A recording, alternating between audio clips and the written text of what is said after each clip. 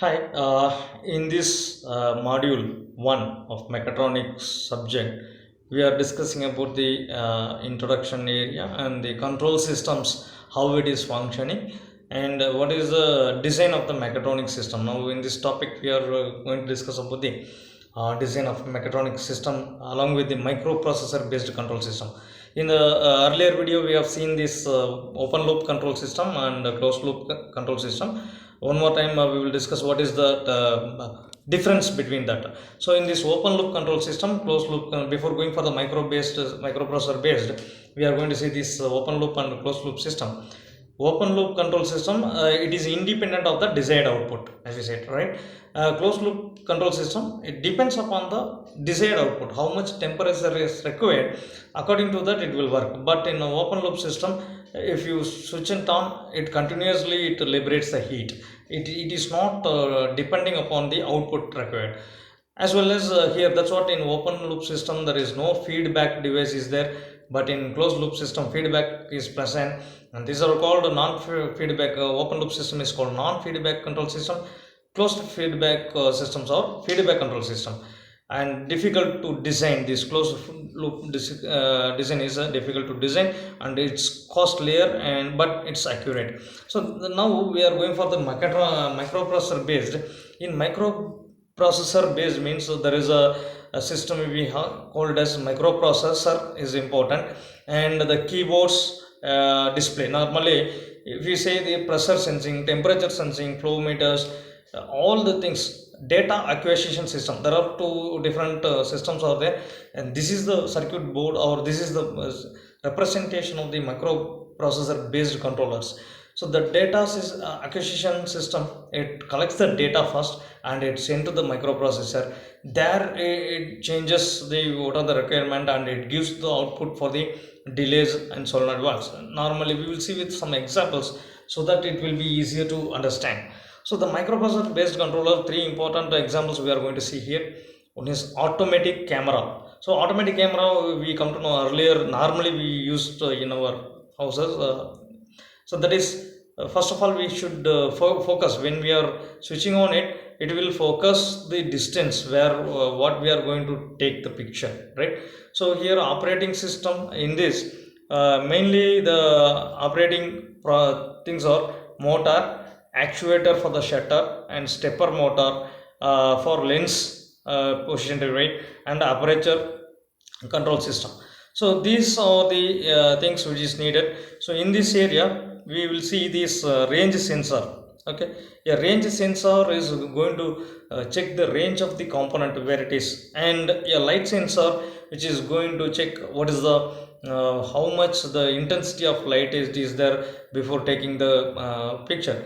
So these are the sensor which senses the distance of the object and the light intensity.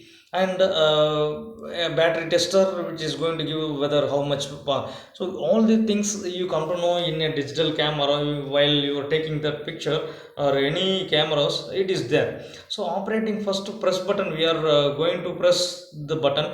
Once the button is pressed, it will give a signal to the microprocessor and gives first how much time it is the motor should be, lens should focus, and the aperture control, it will give the input to the aperture control on the things. And the shutter will be closed when we are seeing this automatic camera. Range sensor detects the distance and the position to position the lens for the focusing. And next is the light sensor sends the signal of the light intensity to object the microprocessor. Both are giving inputs to the microprocessor, what is that, and based on this signals are sent to the timer. Okay, now everything is perfect, the lighting and distance is okay, the lens movement of the camera lens adjustment will be done, and once if it is over, it sends a signal to open the shutter. So for how much time it has to open the shutter, it is controlled. Then when the film is getting exposed inside, then shutter gets closed, and automatically the motor is driven to the advance the films to the next position. So it is ready to take another snap. Okay, that is automatic camera how it function. And a washing machine how it is function, we can see here. Supply of water, and these are all the things which is needed for water level indicator, and here the pump, valve, and the motor. So these are the thing, it's very important here.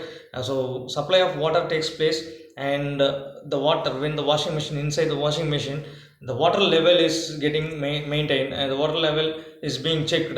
If the water level is, then it gives feedback to the microprocessor whether the water level is okay or not. If the water supply is not enough, automatically it will give the input to the pump. Again, water is getting supplied more, and valve it is open and close, like that it will move. So what is the timing and how it is going to be done, automatic washing machine. So in this soaking process, rinsing process, everything is going to be takes place. So soaking, it takes place correct quantity of detergent. First, amount of cloth according to the how many cloth you have done, you kept inside. So the quantity of detergent is enough or not, and water is enough or not, it will check.